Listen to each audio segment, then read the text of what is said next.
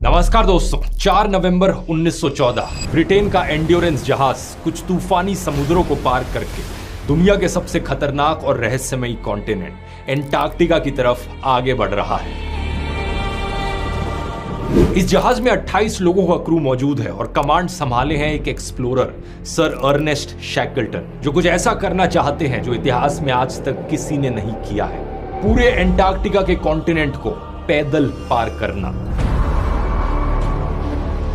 सही सुना आपने दोस्तों, एक ऐसे जमाने में जहां कोई स्मार्टफोन नहीं, कोई जीपीएस नहीं, कोई मॉडर्न टेक्नोलॉजी नहीं, ये इस बर्फीले कॉन्टिनेंट को -50 डिग्री सेल्सियस की ठंड में बर्फीले तूफानों के बीच ऊपर से लेकर नीचे तक ये पूरा पैदल पार करना चाहते हैं। इनका प्लान है अपने जहाज के जरिए एंटार्क्टिका की तट पर पहुंचने का, वेडल सी से होते हुए। नक्शे पर देखिए, एग्जैक्टली यहाँ पर ये जमीन पर उतरेंगे और वहां से फिर पैदल ट्रैक करते हुए ये साउथ पोल जाएंगे और फिर उसे क्रॉस करके चलते चलते रॉस सी तक पैदल पहुंचेंगे। टोटल में लगभग 2900 किलोमीटर का ट्रैक, और अगर सब कुछ प्लान के अनुसार चला तो ये करने में करीब 120 दिन का समय लगेगा। लेकिन ये प्लान कितनी बुरी तरीके से फेल होता है और आगे इन्हें क्या झेलना पड़ता है, ना तो ये इमेजिन कर सकते थे उस वक्त और ना ही आप इसकी कल्पना कर सकते हैं दोस्तों।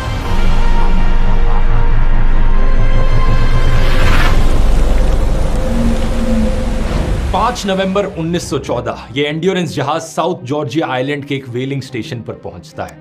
इनके रास्ते में इंसानी दुनिया की ये आखिरी बस्ती थी। नक्शे पर अगर आप इसे देखोगे तो ये group of island south America की टिप के पास मौजूद है। इनके नीचे आता है एंटार्क्टिका का बाहर निकला हुआ हिस्सा, जिसे एंटार्क्टिका पेनिनसुला कहा जाता है, और साथ ही में मौजूद है वेडल सी, एक ऐसा समुद्र जो तीनों तरफ से एंटार्क्टिका की जमीन से घिरा हुआ है। इसकी वजह से यहाँ जमी हुई बर्फ आसानी से बाहर नहीं निकल पाती और बर्फ की एक डेंस परमानेंट लेयर बन जाती है। इस दिन मौसम बड़ा खराब था और वेडल सी में कंडीशंस भी उतनी ही खराब थी।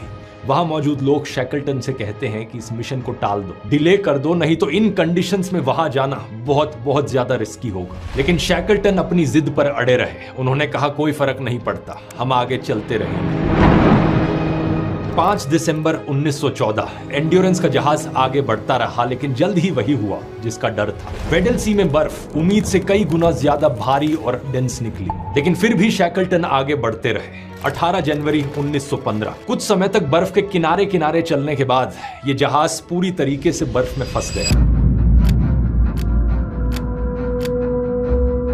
कुछ दिन बाद कुछ क्रू मेंबर्स ने जहाज से 50 गज दूर बर्फ में 15 फीट की एक दरार देखी। ये छोटी सी दरार यहां से निकलने की उनकी आखिरी उम्मीद थी। तो 3 घंटे तक शिप को पूरी ताकत के साथ इंजन की फुल स्पीड पर चलाकर बर्फ से निकालने की कोशिश की जाती